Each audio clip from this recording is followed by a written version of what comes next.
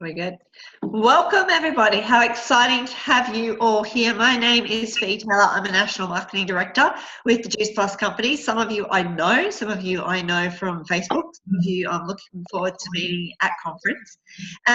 But tonight, Joel has given me the privilege of introducing our guest speaker, and I'm so touched that he reached out and asked me to do this because it's such an honour to introduce this lady.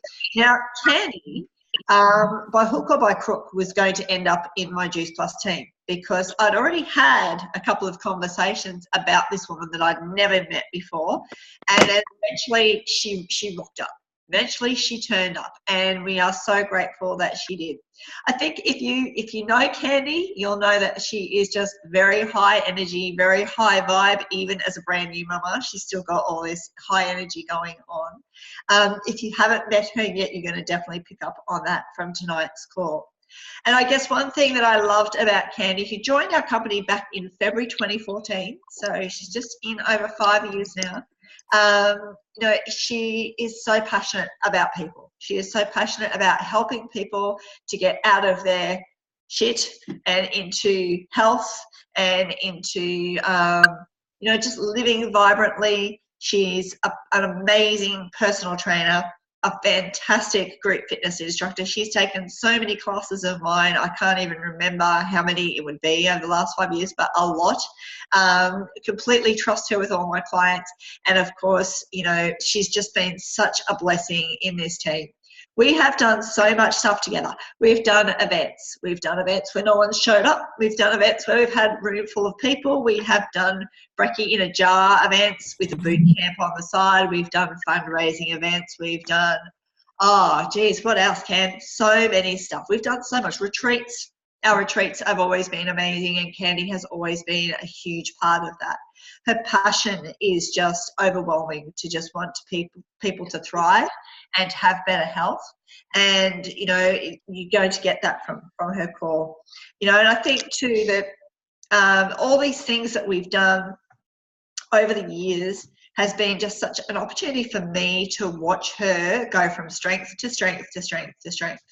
And I know we shared an apartment where we were in the States, a conference. I'm not going to tell any stories about that, but it was awesome. We had a great time. But I'm just really excited to have her on tonight's call. I couldn't think of a better speaker to have for tonight. So Candy, thank you for being part of our team. Thank you for being such a huge part of my life, and you know, everything that you've brought to this team from the get-go right to today. So you're such a valued member. Absolutely loving you. I'm going to shut up and hand it over to you. Oh, thank you. I'm like, don't cry. My gosh, you can't do it to like a new mum with hormones. My goodness. Thank you so much. That is just so beautiful. I'm lost for words actually, and that doesn't happen very often. But I do feel extremely privileged to be on tonight's call and be able to share some of my wisdom that I've learned along the way of looking after people and helping them with their health. And tonight I really want to touch base on a few myths that I've learned along the way around the difference between health and fitness. And also looking at like how stress is debilitating our health. And also looking at our life culture around a few things like movement and food and self-care. So hopefully tonight I can take you on a bit of a journey. It's all based on my own personal story, my own family's health or deterioration of health, and how I kind of fell into this realm. And I did say to Joel, if there's any questions or anything, you pop it in the chat, and I'm so happy to answer questions at the end as well tonight, because I really do want it to be interactive and be able to best serve you. So obviously we're here on a mesh call, and to mesh or to make epic shit happen every day, guys, you have to have your health. Okay, you can have all the toys in the world, you can have all the money in your bank account, but if you do not have your health, you really have zero. You know, how do you get to go to work? How do you get to show up as a parent? How do you travel the world and go and play on those toys if you don't have your health? So I, as a personal trainer, was told about energy in versus energy out. So you've probably all heard about that when people were looking after their health, it was all weight-based. Okay, nowadays it's yes about weight, but also so much more about nourishing from the inside out. I was a perfect example of that. At my fittest, at my leanest, I was told that I was infertile. I was sitting on the spectrum of diabetes, and I'd have to have IVF to have children, and I would probably have to be on a long-term medication for insulin-resistant diabetes. So this is kind of how I really got passionate about not just being a personal trainer, not just focusing on the external look of our bodies, but really starting to understand the functionings of the internal of our bodies. So where do I start? Oh my goodness. So who has been like at their fittest, where you can run and you can train and you could, you're just on fire all the time physically, but by the time you get to the end of the day, you're exhausted, you're worn out, you can't function, or you're grumpy and tired. So there is such a big difference. And if you come into conference, you're going to hear a man called Dave O'Brien explain this so beautifully with the difference between health versus fitness. So health, is so different. It's working at that cellular level. So with our health, we have that immune system, we have that nervous system, we have that digestive system. But there's so many things that complicate that and really affect it. So stress is one of the biggest things. Who's had a stressful day once in their life? Yeah. So stress can be two different things. I've seen those photos, Joel, being really unfit and unhealthy at the same, it's crazy, right? So stress can be really at the forefront. Stress is like the third biggest killer in our, not only our country, but our world. And it's linked to every dis-ease that we have these days. So when we look at health, we look at fitness. So I'm having a mummy mind blank. So with your, there we are. There it comes back again. So obviously your body, it is like this incredible vehicle. So we are given this amazing body and we don't even know or take appreciation to it. If we were given a Ferrari when we were 18 and told it was the only Ferrari we'd ever have, the only car we'd ever drive, we'd probably put really good fuel in it. We'd probably insure it really well. We'd probably wash it, vacuum it, and look after it so well and invest our money into it. But we just don't do that with our bodies. We tend to take it for granted. We think of health as the last kind of the last thing that you have to worry about. You're worrying about everything else with family and money and toys and houses and all the external stuff. But without that health, you have nothing, as I said at the start. So we kind of push it to the back. And what really makes us stand up and look at our health is when we don't have it. It's when we lose it. That was my personal journey, and I'm sure people on this call, it's been their personal journey. We don't appreciate it until we don't have it. And your body is this $1 trillion machine. If you cut yourself, it will heal if it's given the right tools. But sadly, we've moved and shifted from giving our body the tools it needs, from great food to great movement to water to the self-care, because our lives are so busy and so stressed. So I want to just talk about stress for a little bit. Stress has, I think stress is, just picture like cancer. Stress has that effect on all your organs, and stress debilitates everything from your hormones to and which then affects everything, like your digestive system, your mind. That's why we're seeing depression and anxiety come up. It's also affecting every organ around, whether it's fertility, whether it's your heart. We're seeing rising heart. We're seeing rising cancer, obviously, because it's creating this oxidative stress and it's creating, free radicals in your body. Good morning, Thomas. So how do we reduce our stress? Or what kind of stresses are you feeling?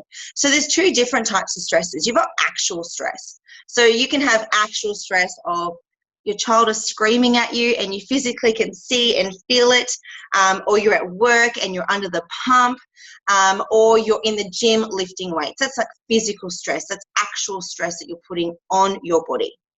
But what we're not noticing a lot of the times in life is the perceived stress. So the stress that keeps you up at night, the worries of how do I pay my bills, the worries of what's going to happen, I've got a baby, but what's going to happen when they're 18, the perceived, expectations of, do I look good, do people like me, am I fitting in, we have all this perceived stress, and what's happening is it's creating that oxidative stress. It's creating our adrenals to work on fight and flight mode. So it feels like it's being attacked, whether you're under actual stress or perceived stress. You could be laying in your bed and you wake up at a level 9 out of 10 for stress. Now that is going to debilitate your health. Is there anyone that's ever felt like that in the mornings when they've woken up and instantly, like, there's that anxiety? We have a massive issue with anxiety and depression in our world, and I think a lot of it is because it's this perceived stress of trying to be perfect, trying to be everything to everyone, and trying to be 100% perfect and not make a mistake and have everything for the family, meet everyone's expectation.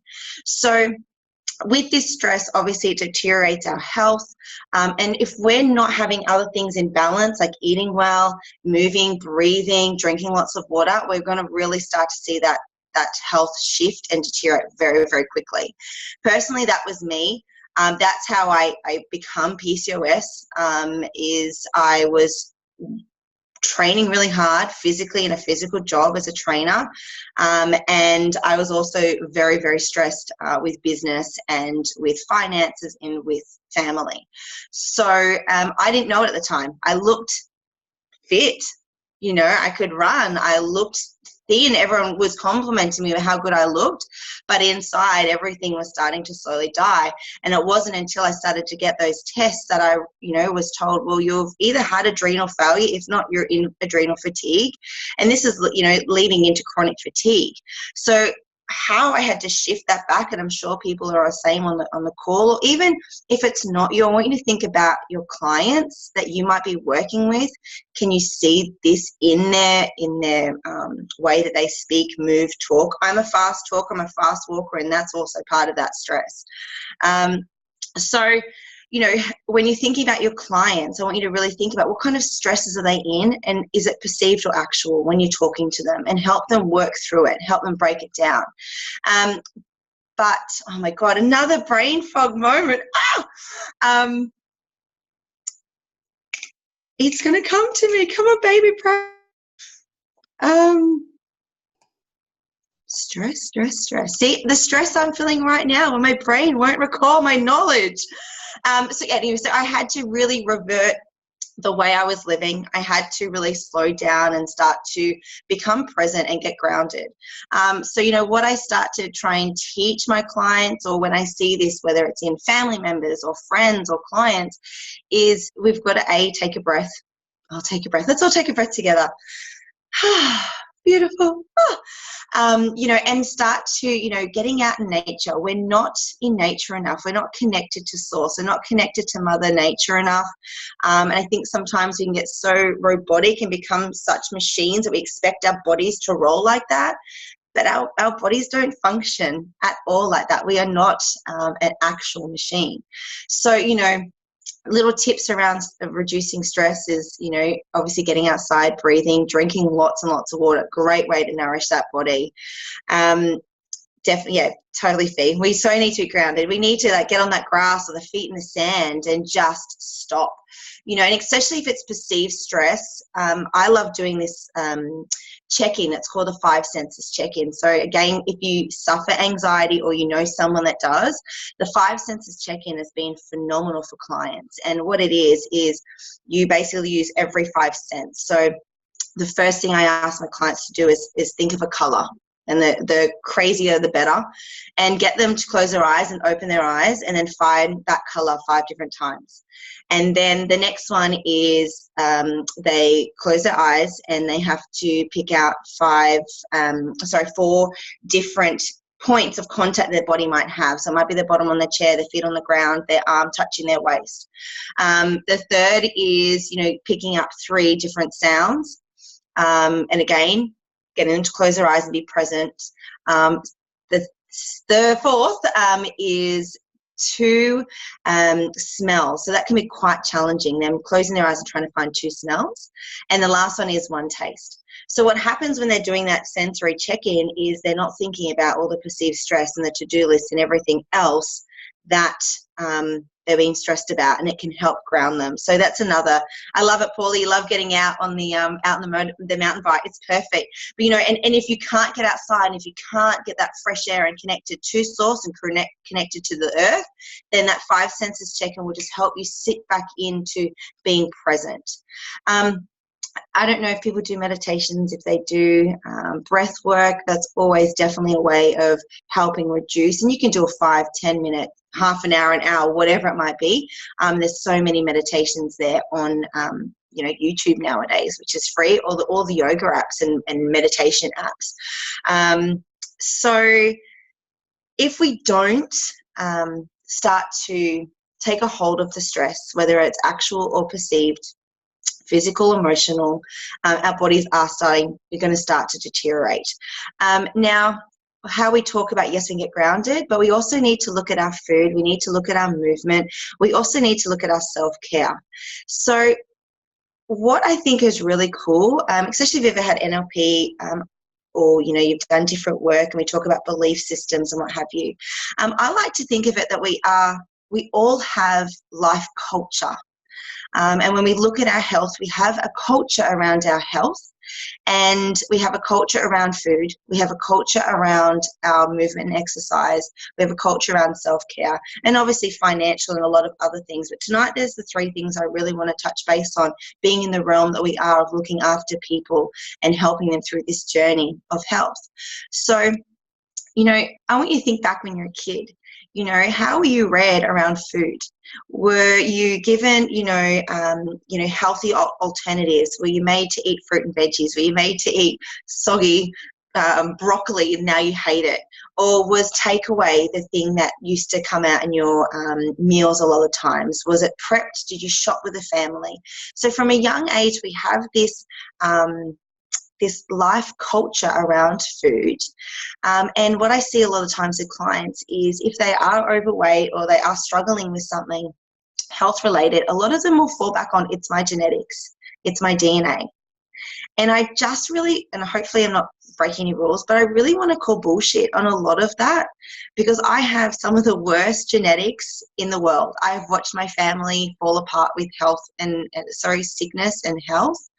And I know the Italians are amazing. Oh my goodness, I'll tell you a story about that soon, around alcohol, how we are different between Italians and Australians. But I've seen, what genetics is, and that's how I fell into this world of health and fitness, because I knew I didn't want to be that person. And I didn't want to have that same roll-on effect. So we have the ability to change, and that's why I love our programs and what we all do here is we help people make those simple little changes. But let's challenge your own life culture. I used to say I hated coriander. Who's my coriander haters? And I just didn't like it once. So then I hated it. But given the fact over and over repeatedly setting up a new habit, adding little bits and little bits of coriander, I can now fathom it. I can now not enjoy it, I don't love it, but I've challenged that belief and that culture around that food. So if you're working with clients, or even if it's yourself, if you're on a health journey, you're not your family. You get to change the habits. You're the one that's in control of your shopping trolley. You're in the control of how you spend your money, how you vote for your food, for you and your family, what you're putting into your that's so true. Genetics loads a gun, you pull the trigger. It's so true. So with food, really challenge it up, because I was raised really healthy, and then I got a job, and then I earned my own money when I was a teenager, and all I wanted was takeaway and chocolate and everything that I probably wasn't allowed to when I was a kid. So then I set up the whole new culture. And then I got ill and I had to change a whole new culture. So we're going to change it all the time. But if we're always moving towards that health and thinking about feeding our body cellular and actually nourishing our body, so we're preventing disease over intervening and, you know, trying to fix a problem that we probably didn't need to have. It's so true, Joel. Your inspiration with what you've already done in your journey, right? And it's been simple little changes. So that culture around food, and don't get me wrong, guys, if you're on your own journey or you've got clients, it isn't easy sometimes, because there's going to be people who are going to be right in front of you, smacking you in the face, trying to rip you down, trying for you not to change that mold, keep you in that little square of what they understand. And sometimes it can be a partner. Most of the time it will be some kind of family member. I know when we went raw and we went vegan and all of this kind of stuff, we were not invited to parties anymore. We weren't invited, like it was the cheapest thing I've ever been, because we just stopped being social because no one invited us anywhere because they didn't understand it. And what happened was, it wasn't actually about us. It was because it was magnifying the changes that those people needed to make in their lives, but they just weren't ready, weren't willing, or just couldn't see how they would do that. So another thing I see all the time is this culture around exercise. Who, if I can see a little show of hands, like who loves exercising? Like, and let's be like honest, like totally raw, honest, it doesn't matter, like perfect. Some of us do, some of us don't. Now, with those hands that are up, I'm kind of scrolling through, who was raised in a house that was very active? So if you love exercise, were you raised in a house? So I'm looking at half the hands that were up at the start who love exercise come from an active family. Yeah, I can't, I'm in just kind of scrolling through, seeing what I can see. And then the other people have had to build that new culture of exercise. So there's a lot of people that I see who's like, I can't run, I can't exercise, I can't this. It's just a belief system or a culture around exercise. Maybe they weren't raised in that you know, realm of we get out and we're active, or we get out and go and play a sport, or we get out, you know. For me, I was a young kid and we would just go. I like it and need to be motivated. Exactly. Sometimes we like it, but we need like that little training buddy or that little kick in the bum. Just don't let it be disease that is the kick in the bum to get you moving, right? But again, you can always change your culture as you go along, and it is really up to you. You know, it really, your health has to go into your hands, and it has to be up to you. But I want you to think about, if you dislike something or there's a challenge behind something, think back throughout your life. You know, has it always been like that, or was there something that shifted you, or something that changed you for the good or for the worse? And the same with your self-care and yourself, you know, your spirit nurturing. You know, I don't think we spend enough time, well, we probably all do actually, but the majority of the world don't. And I think, you know, a lot of us are raised that, you know, to look after yourself or to care about yourself can be a little bit up yourself and a little bit over the top, and it's a bit selfish, but, you know, I think it's the least selfish thing you could ever do is look after yourself, because when you are looking after yourself and you feel good and you're healthy and you're vibrant and you've got lots of energy and your mentality is positive and you're just really rocking, you're a better human being. You're a better parent. You're a better, you know, sibling. You're a better worker. So I just really want you to, if you are on your own journey, really start to think about that culture that you might have around it. Again, we obviously have programs as well that help people through this. But if you're dealing with clients that aren't on this call, or even a family member, even just have that chat. And instead of looking at beliefs, or sometimes they think it's all a bit woo-woo when we talk about mindset, just talk about culture. Because the one thing I noticed in Italy was the beautiful drinking culture compared to Australia. We have this, and you know, cut me off if I'm offending anyone, but Australia seems to be these big binge drinking people. When I watch 20-year-olds here to 20-year-olds in Italy, it's all around the food and the connection and the conversations, and alcohol is just part of that, and that is a culture around alcohol. So, you know, we all, it's how we're raised, but we can also challenge that. So I've totally gone way off track, and I'm so sorry. But Joel, have you got any questions for me, or something that I said I was going to cover and I've just like had total baby brain and gone way off track? This has been amazing. It's just, Oh. like, I don't think you're being a bit hard on yourself. Like, it's been sensational. I just want to bring up something that was brought up to me recently. Was when, and it's hard. It might be a little bit tricky to explain, and I don't have mummy brain. But when you look at someone, before you jump at someone for being unhealthy or overweight, consider this. Like, when a doctor tells someone to get off heroin or a drug or something like that, they say go cold turkey. But imagine if when it's someone who's overweight, imagine if they were a drug addict and they went, hey, you have to get off this, but you have to eat for the rest of your life 3 times a day. You have to have a little hit 3 times a day. And just understand that when someone's got a weight problem, that it's not as easy as just getting over it. There's a lot of work that goes into it. So that's so true. There is such an emotional connection with food that I see a lot of. And I can have hand on my heart. I had an emotional connection to Maltesers, and you can have a giggle at me. But when I was a child, and I'll be very vulnerable here, when I was a child, there was favorite kids by my grandparents, and one of the grandchildren used to get the Maltesers, and then the rest of us would get an arrowroot biscuit. Now, as a kid, you totally know the difference, right? So what I found as an adult, when I was feeling emotional, disempowered, not worthy, what would I reach for?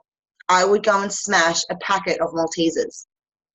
And because it become like this, Maltesers is you're worthy. You're way more worthy than an arrowroot biscuit. That took me like 20-something years to actually establish why I had this thing with Maltesers and chocolate bullets. But there's an emotional connection. And also, too, I love it, Barb. Nutella, I'm not the only one. And it is. It's food has this emotion around it. And I look at as raising a child now, a new baba, when she cries, there's people in my world that go, oh, quick, give her some booby, like feed her. And I'm like, but isn't that teaching her? I'm like, she's not hungry. She can have a cuddle. She can, there's that emotional eating can be established really early. So with those people, Joel, it's really treading lightly. We can't take everything away, because food is also used. It's probably the most overused drug in the world, let's be honest. And it's not frowned upon, especially sugar, alcohol, and coffee. I know the coffee drinkers out there, but coffee is like, it's killing the adrenals, people. But it's heavily relied on. So with those people, there's such an emotional connection. It's like if you're telling them to not have a coffee every day, you're telling them to break up with their best friend. Because mentally, and I've done that with my husband, if I don't have my coffee in the morning, I can't function all day. Like in coffee, it seems to be this drug at the moment, right? I love it. People are like, yes, so true, so true. So, and if they're a coffee drinker, 5 coffees a day, this is where we have to take small little steps of, it's like, what, keep your coffee, but let's just drink lots more water. Let's just have that focus on drinking a little bit more water, and let's have a little bit more veggie or fruit somewhere. Or if it's takeaways, if they're just living off takeaways, we can't, then they're not going to be ready to, if we're like, now let's meal prep and let's do this and do that. No, it's like, okay, well, what kind of takeaway are we having? Are we having McDonald's? Am I having this? Cool, okay. Have you ever heard of Subway? Have you ever heard of Sombreros? Have you ever heard of, let's start looking at takeaways that might be just a little bit healthier, that have a bit more salad intake, or there's a few more options. So, it's really working with each and every client.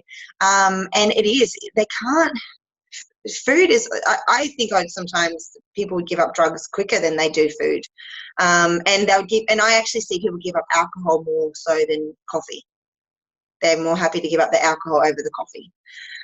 So, it is just treading very, very lightly and understanding, even asking them questions of like, well, when you eat that, like, do you get some kind of a buzz from it? Do you understand their emotional connection to that food?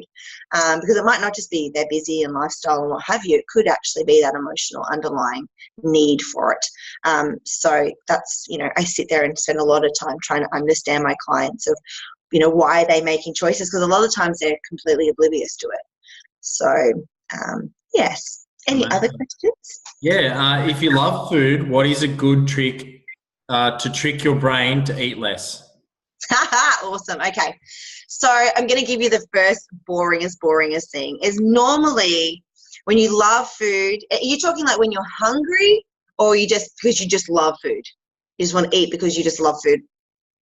Thomas, you can take yourself off mute, man, and just get stuck into it. I know you're not frightened. It's getting up too early. That's the problem.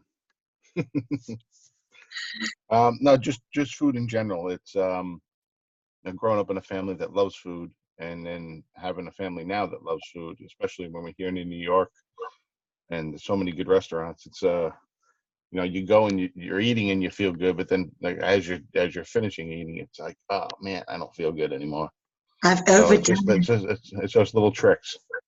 Yeah. So if you're going out, I always definitely recommend all my clients before they go out is to have like at least 2 or 3 glasses of water before they do anything, because a lot of the times we'll be really dehydrated. So about 80% of our country in the world are dehydrated.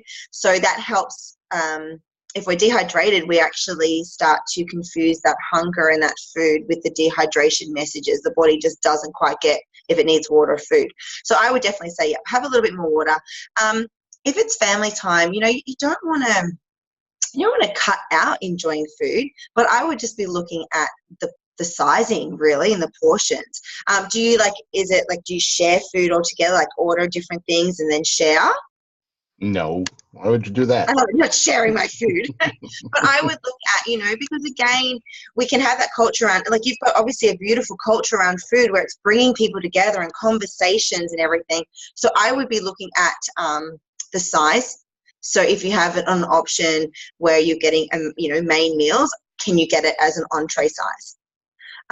Can you choose, do you have starters and appetizers and things like that? Maybe try having, less of the bready type starters and more whole food starters. So if there's, if it's seafood, I don't know what you're eating, but if there's healthier options on the menu.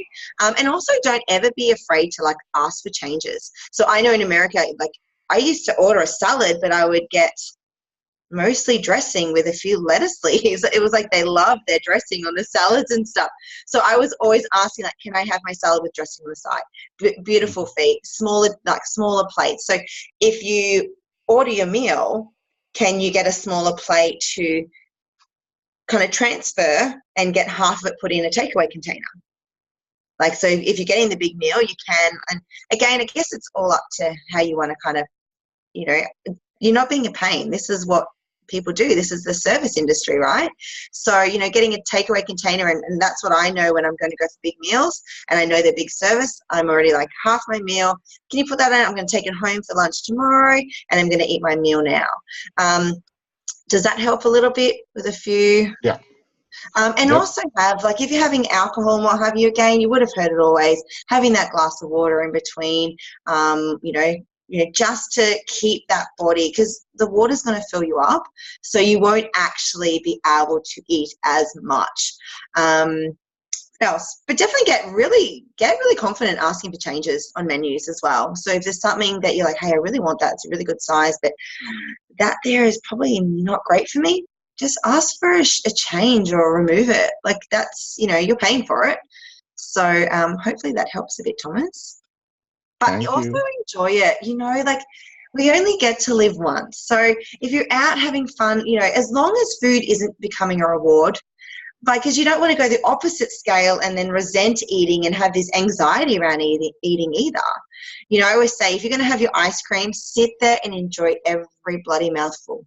Do you know what I mean? And then you might just eat a little, you might just shift what you're going to eat the next day and maybe go for a longer walk or go and move a bit more the next day. So don't get too caught up in, don't deprive yourself or feel guilty either. I love it. Chew your food, yeah, lots more times. So if you can chew your food, I've tried it. It kind of feels like baby food by the end of it. But if you try and chew each mouthful like 5 to 10 times before you swallow, it would definitely slow everything down as well. It's a great jaw workout. Thank you. So who else has a question before I unleash the amazing questions that I read every week? Who's got another one? Just looking at everyone here is nearly a Juice Plus person. So feel free. By the way, Candy is an amazing upline and a super help and gets me out of trouble all the time. So reach out if you've got any questions. Feel free. Definitely. They're also shy until I turn the recording off, and then they get really brave then. Cool. All right. Well, I'm going to start asking questions. Okay, this is a really interesting question, and I think you could probably answer these almost twice for some of these, because there's the mummy version, the mum brain version, and when things settle down a little bit more version. So, how do you stay focused on a daily basis? Just in general? Yeah, just it could be, around, just in general, give some amazing tips, because you get so much done. And all I can picture, right, is at a conference, there's this amazingly heavily pregnant woman leading this yoga class out on the grass. And I'm like, how did you do that? It's so amazing that you could even do that. And it was insane. So how you get shit done? They're how do you stay focused? Do you know, I probably was more focused being pregnant than babies. No, do you know what? I'm a list girl. Honestly, I'm such a list girl. I have especially now because my brain is just really letting me down a lot of the times. I'm a list girl. I'm also a yes person. I have had to learn to slow down a little bit. But focus, I think when you're passionate, when you're really in your zone, if I've got my list and I know what I need to do, I'm a big tick and flick person. But I love it. I need to do and yes, and not to list. I love it. The not to list. They're very handy.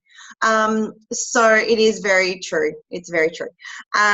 So staying focused, I definitely am a list person as to what I need to be doing. I'm very scheduled in my life with my calendar. I'm a bit of a visualizing person, except for tonight I was in a rush.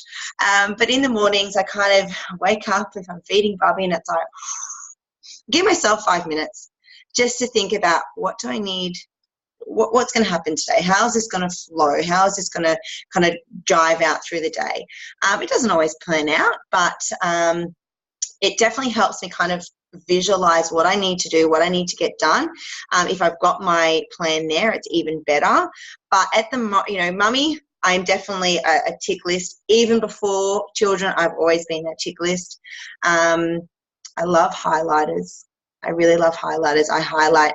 In Fee, if you're still on here, she's the highlighter queen too. So I can really see in my diary of what needs to be done for what realm. So pink might be family, greens, business, yellow, self-care and my own stuff. So I definitely like to be able to see my highlighters. Focus. I feel so unfocused tonight. So it's oh my gosh. And definitely meditation. It's definitely, even if it's a 5-minute thing, just to switch off before I start my day, and my gratitude. Definitely, sitting there just thinking of 3 things I'm grateful for as my life is when I wake up, and then 3 things. And if I find myself overwhelmed, I try and do that throughout the day if I just need to reset. I did see a question come through just before as well. Focus. Yeah, I'm really just a planner. I just write everything down. I just write everything down.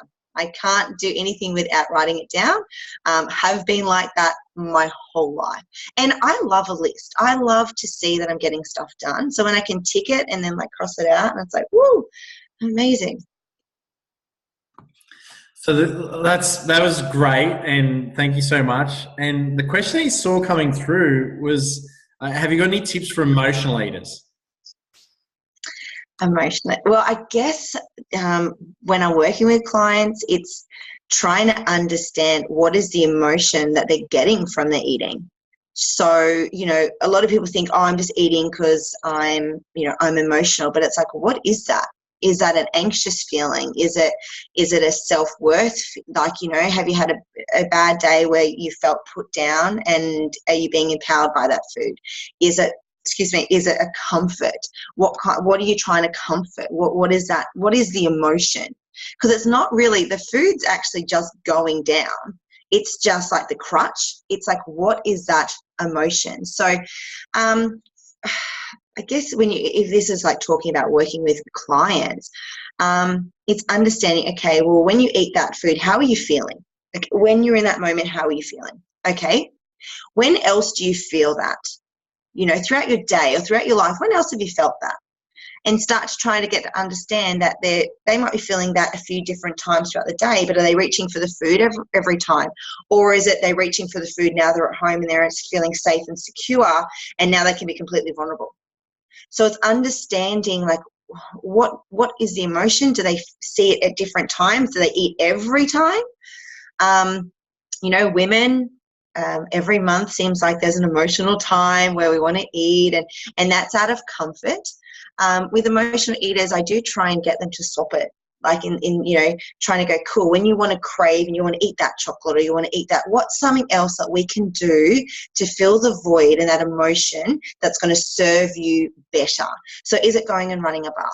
Is it, putting on your favorite music and just dancing around the house? Is it going out for a walk? Is it, do you know what I mean? So there's two things: understanding the emotion, what's driving it, and where they feel that throughout their day, and changing what we're feeding it. Instead of food, can we swap it to something else that's going to feel nurturing? Does that help with that question? Getting a nod. That was amazing. What an answer. Like, you are like so talented at all this. I knew you were. I see you all at conference. Oh my God. Like, I can be better, I promise. It's amazing. So I know the answer to this question. So the obvious one would be, your family and your daughter.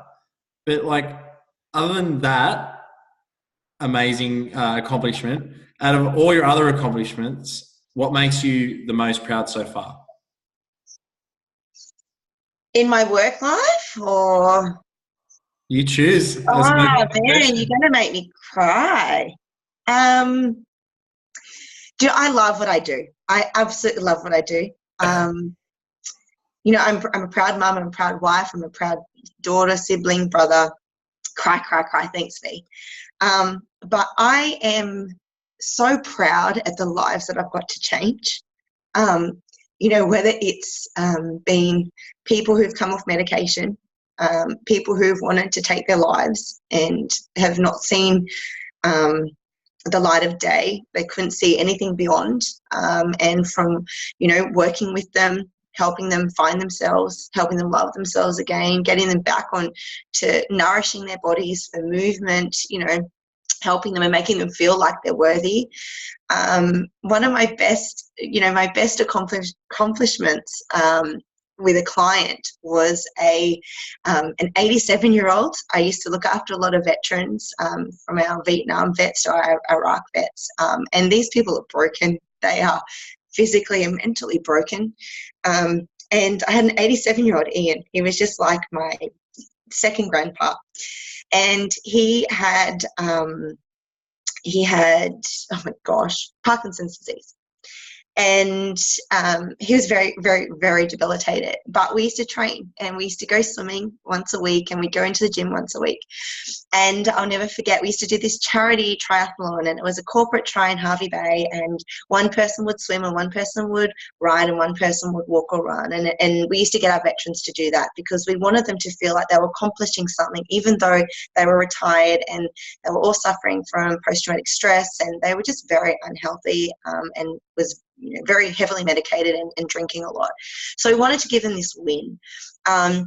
Anyway, so one of my best accomplishments was training Ian, and he completed his first triathlon, and he did it with a pool noodle and flippers and a little snorkel, and he was just like this little child swimming away in the bay. But to watch his face when he got his medal was just like, wow.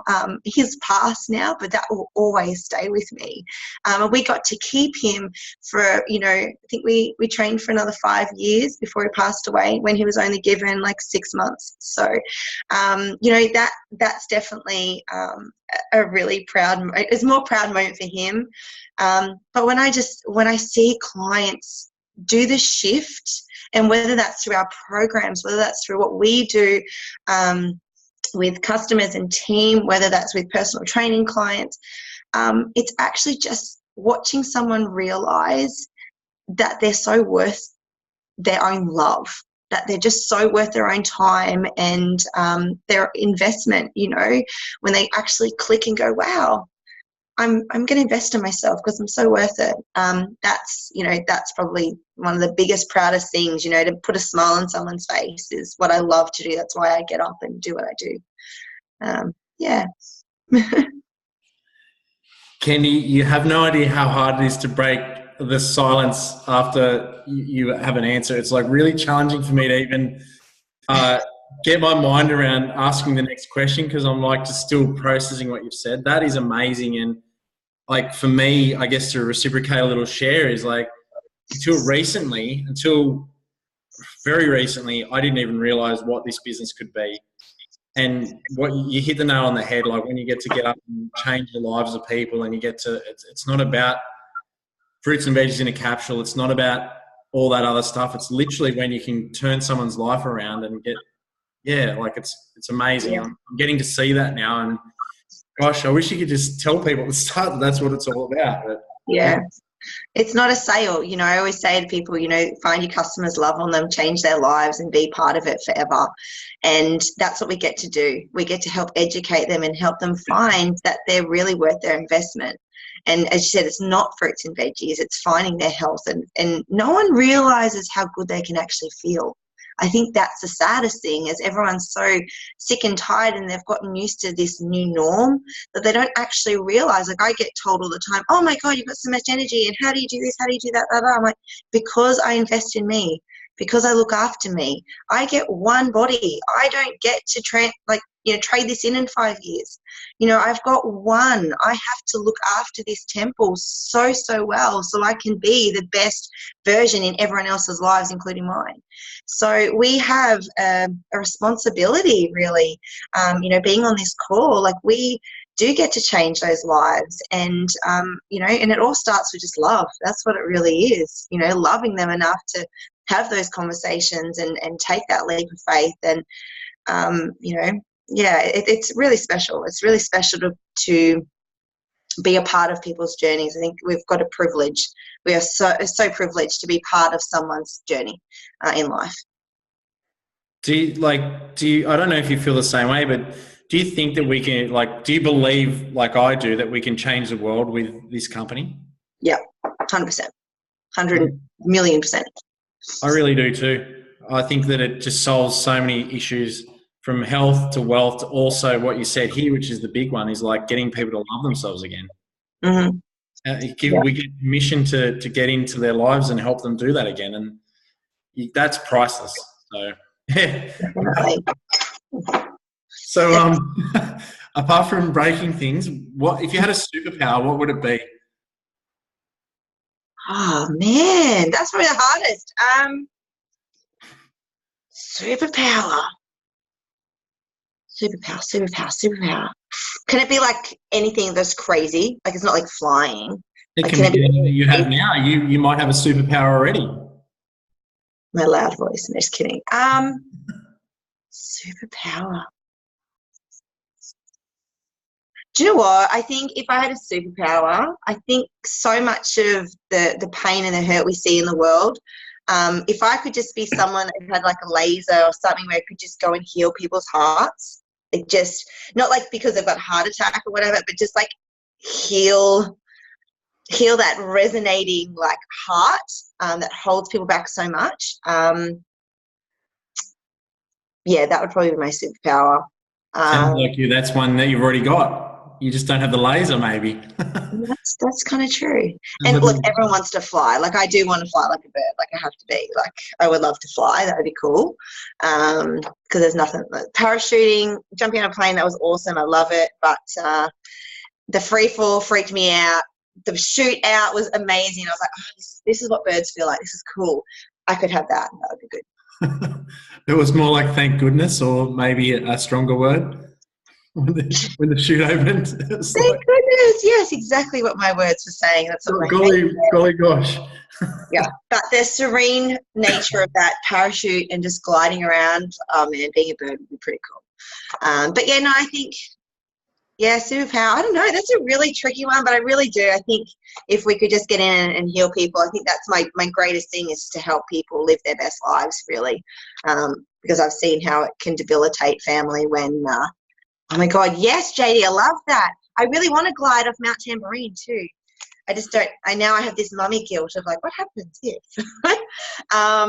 But yeah, I think, if we can just help people, that's our gift as human beings, right? Working together, to make changes and help people. That's what humanity is all about. I love that. And I guess if that was a tough question, maybe this one will be an easier one. If you had a billboard and the entire world could see it, what would it say? What would you tell the world? Oh,